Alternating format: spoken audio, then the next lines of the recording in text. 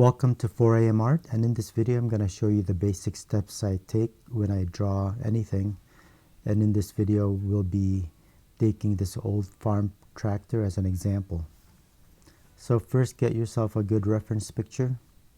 You'll want to use a reference unless you're in front of whatever subject matter you have. First step, of course, is to put in the basic shapes.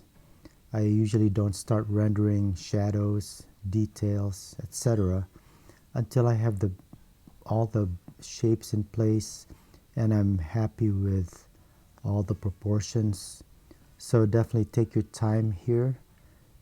If things are off and you start putting in all the details and finishing it and realize that things are off, then it's a little bit too late.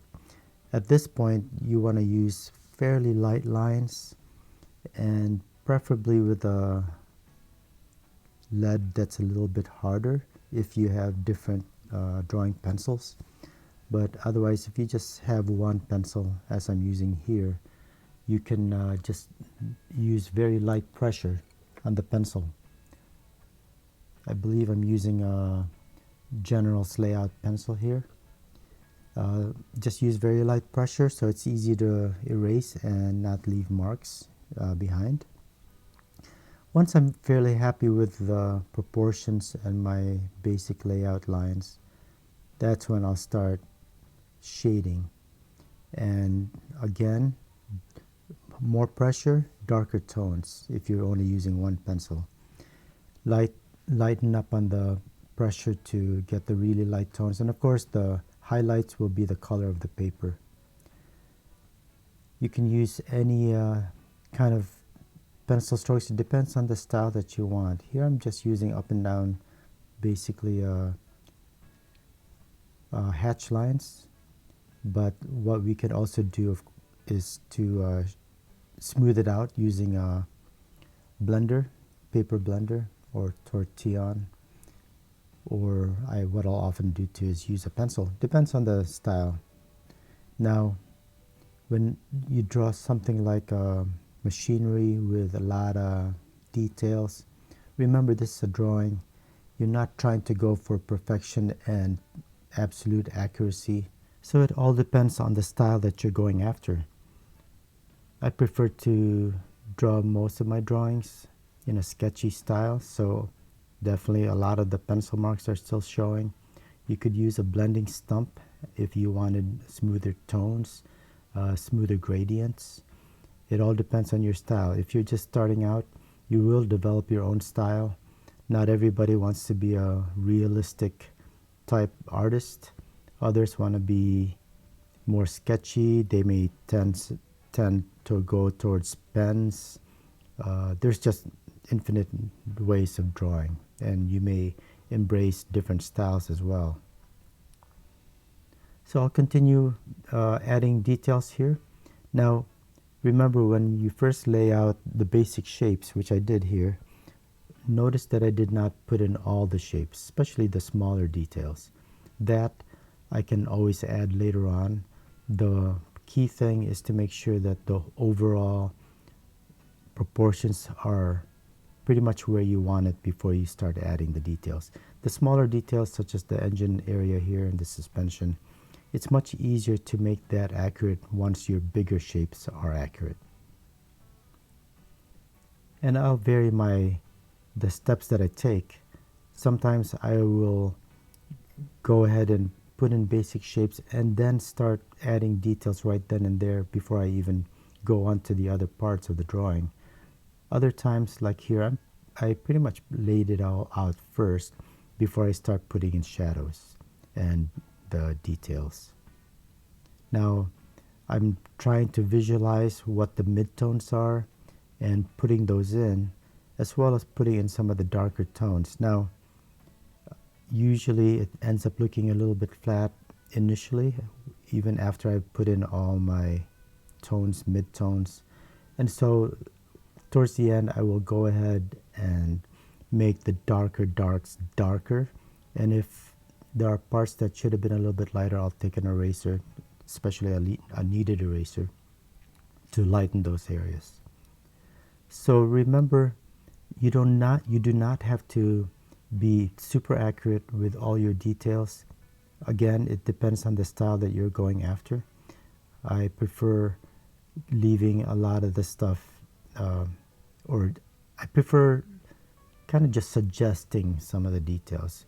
The mind's eye will um, do its thing and see what it wants to see.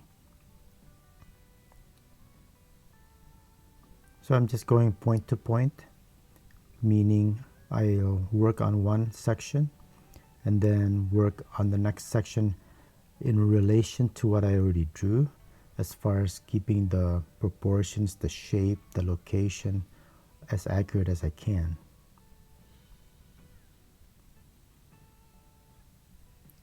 So as I go from left to right here, notice that I'm pretty much finishing the drawing as I go.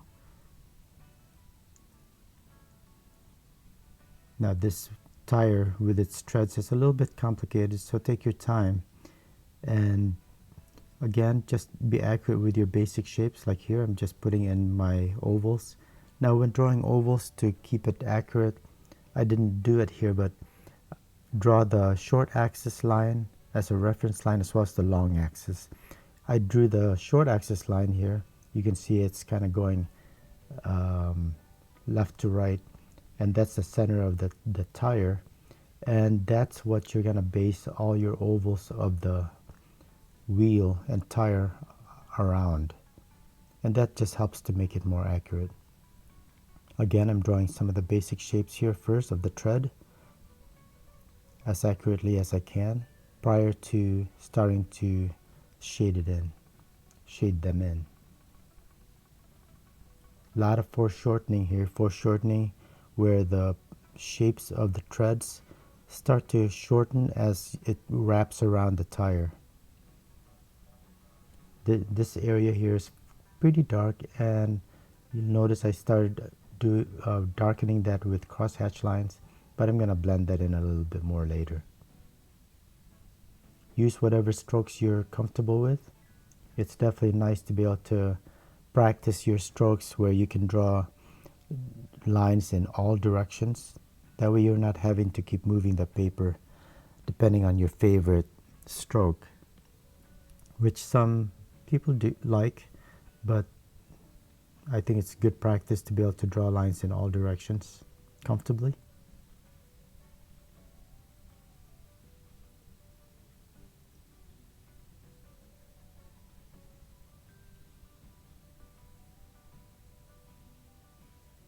So constantly refer to your reference to try to make it as accurate as you can.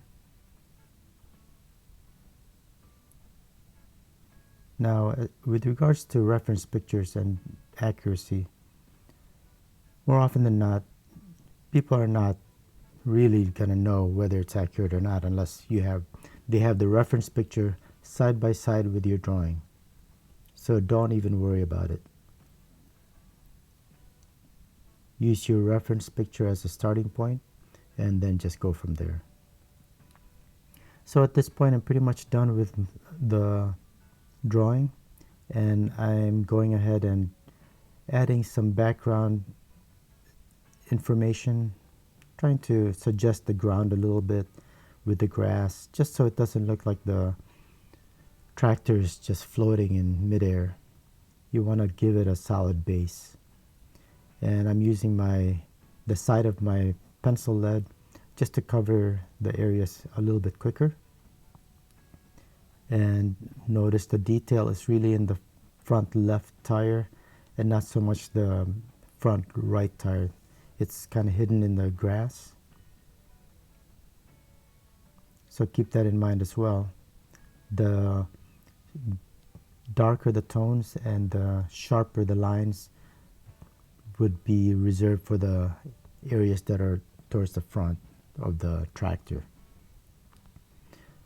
At this point, as I mentioned earlier, I'm going to start darkening some of the darker tones, and just to add more contrast and make this drawing pop a little bit more. And that's pretty much it. So I hope you found this useful. Always take your time. basic shapes first and details later. So if you enjoyed this video, please like, share, and tell me what you think. Take care and have a great day. Bye.